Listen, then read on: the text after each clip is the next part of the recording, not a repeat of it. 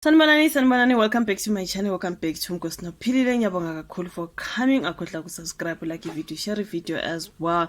Thank you very much. Ngakhohlwa ke nokuwabuka la ma advert mangabe they pop up during the video, okay? So kule video asikhulumeni ke ngobongani Fassie bafethu yani. Kuningi ngobongani Fassie. I kuningi shem. I really thought ukuthi uBongani Fassie is gonna try by all means ukuthi aphakamise igama lika mawakhe when it comes to umculo ever since mawakhe wadlula emhlabeni. Remember uBongani Fassie indodana kamama the legendary mama ongasekhoyo uBrenda Fassie, right? I really thought man he was gonna take over from his mom enze into engcono you guys aphakamise igama lika mawakhe mama uBrenda Fassie.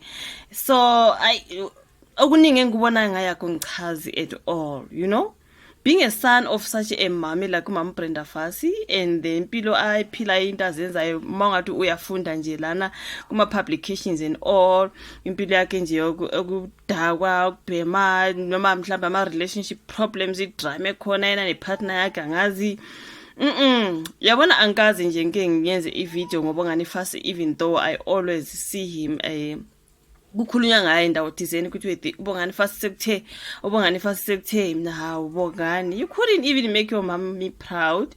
Bekumele mani yazi umama wakho nomelele la lele khona, just make her proud, right? Because you were her only son. Yona yodwa indodana kamama uBrenda Fassie, but really hayi ngathi umuntu ohambe ipoti nje adakwe aphihlize yonke imali aphethe ezandleni enye kuthiwa isuke from ama royalties akama wakhe. Remember whatever he gets from umsebenzi kama wakho omhla abewenze saphila uzothatha leyo mali uBongani Fassie ayoyiphihliza nje ayidakwa ayiphuze mhlambe iyona into emenza ukuthi bahlale bexabana nepartner yakhe njengoba ngathi unengane ezimbili nale ngazi intombi yakhe noma unkosikazi ngibona ukuthi bashadile mhlambe it's just a long term partner something like that, kodwa kuhleli nje kuyisiphansi phezulu kukhulunywe ngeabuse ukuthi hayi abaphathana ngakahle ngazobana oshaya umunye noma uBongani uyesuke eshaya umunye noma udade uyesuke angazi kuningi mina sengikufunde ngoBongani, so I do not know. Ngize ngathi on my other particular video ngathi uBongani Fassie is giving those long ethala vibes, right? Ngoba ungathi uyabheka imisebenzi yakhe man, uthi uyabheka ulongwe ethala okuhle nje ukuthi asikaze sizothi uBongani Fassie iphara semgaqeni just like ulongwe ngoba ulongwe suke sizwa ngoyisa, right? And then omunye udade laphana engimkhonze kakhulu on my other channel wangibhalela wathi yena remember ukuthi uBongani Fassie usebenze kakhulu nolongwe ethala. I didn't know that at uBongani Fassie benolongwe ethala bebene group okuthiwa yini? Did you say new age something like that? Kudala kwabo besakhula babe ne musical group I think akade besebenza kuyo bebonke something like that.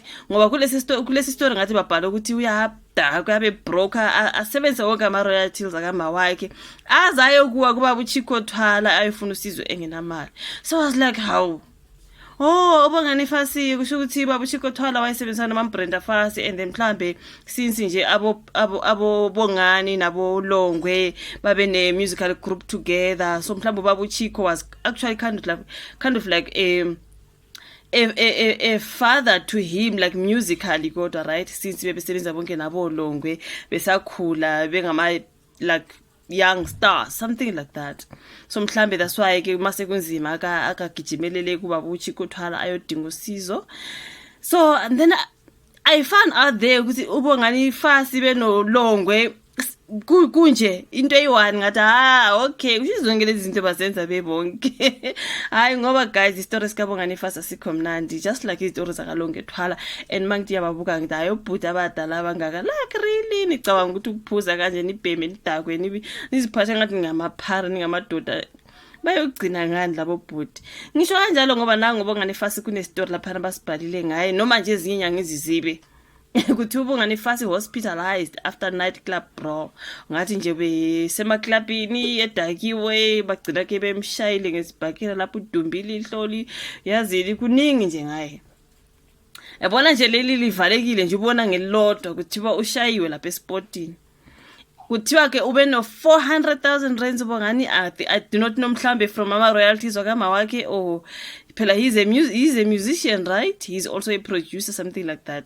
Chuthi yonke into nje efika ku bank account yakho kuthiwa uyidla manje uyiqeda manje uzoyiphuza uhambe yolala leyo dawu kanje phela iviki ayisekho.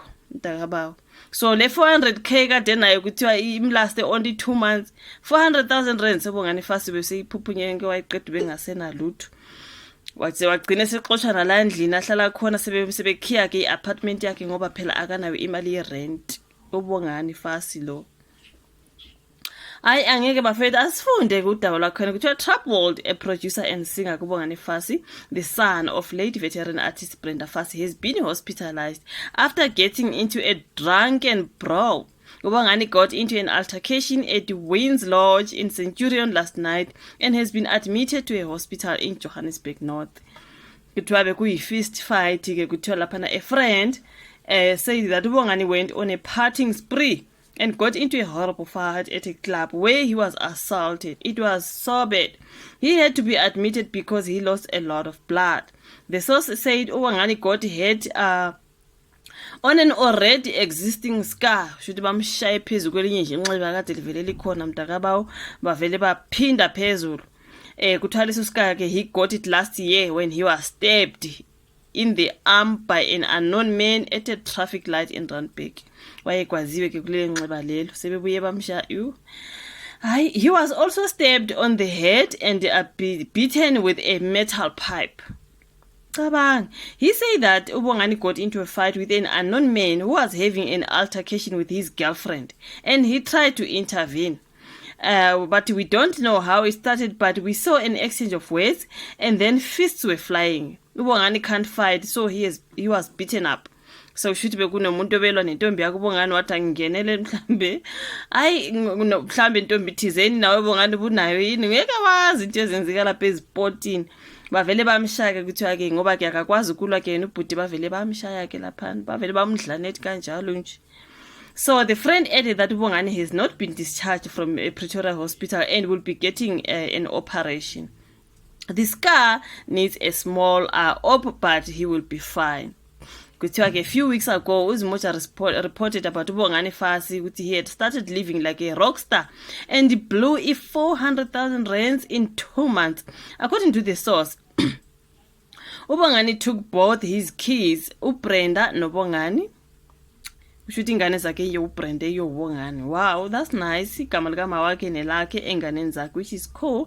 He took those kids away from his on and off partner uBuhle last year and they have not been attending school since then.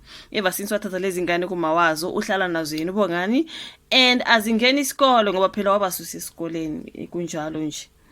I do not know. So after blowing 400,000 rands, he was allegedly locked out of his rented apartment in 4 West Johannesburg for failing to pay his 17,500 rent. He was squatting with his 2 kids at his friend's house until he made frantic phone calls to Usilo Chikotwala. Now a friend revealed to Zimoja that he has been partying non-stop since he received that 400,000 rands. He blew it and took out loans because he knew he would receive more money.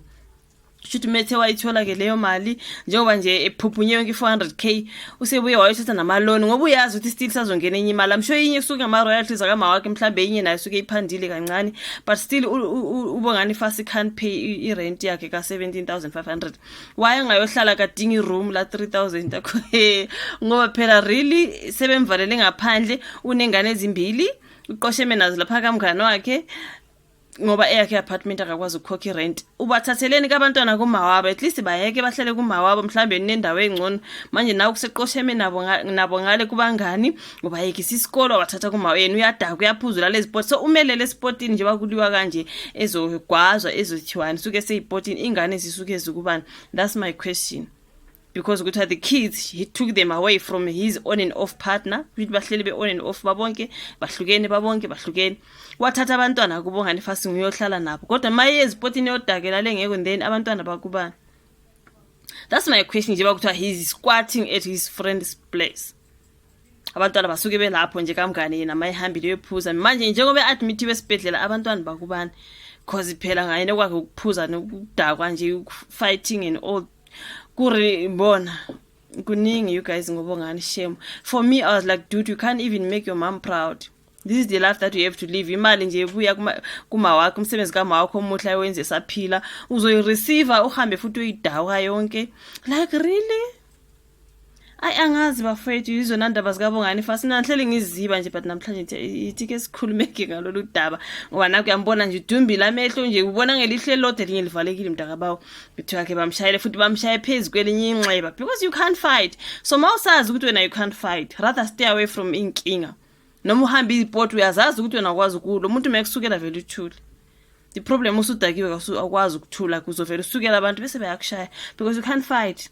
Bese uyavala amehlo kanjeni and nabantwana ababili endlini abakulindile, take the keys to the mother. Hluphekisa ingane nje lokho bafethu into zikaBongani. He's got those long Thwala vibes. Angazi mhlambe ba adviseana since bekhule bonke mhlambe.